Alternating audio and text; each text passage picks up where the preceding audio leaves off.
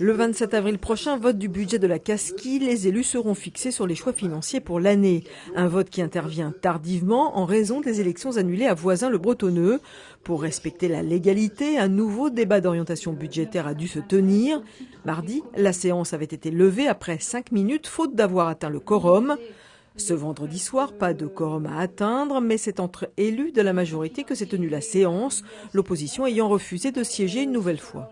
C'est un regret, puisque je pense que j'ai organisé un deuxième débat d'orientation budgétaire pour être en conformité avec les textes. Et d'ailleurs, c'était même à leur demande lors d'un des derniers conseils des maires.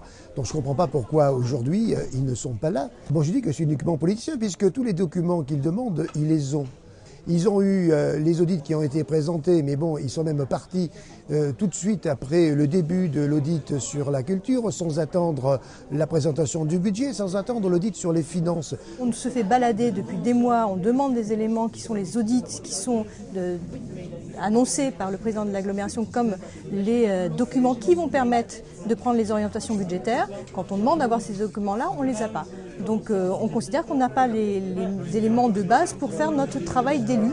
La seule chose qu'on a eue, c'est une synthèse d'un audit culturel avec des tableaux où on nous demande de trancher entre les scénarios où est-ce que vous voulez supprimer 1,5 million, 500 000, 400 000, c'est pas sérieux, on supprime mais en fonction de quoi?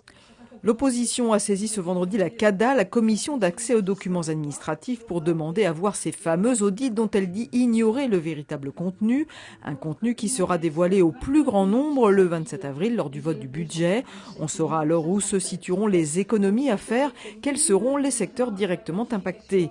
Car les élus de la Casquie doivent faire face à une situation inédite, une baisse de 5 millions d'euros des dotations de l'État.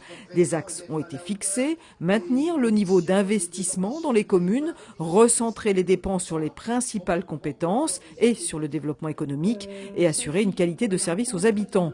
Une nouvelle commission finances est prévue cette semaine avec les élus de la majorité comme de l'opposition.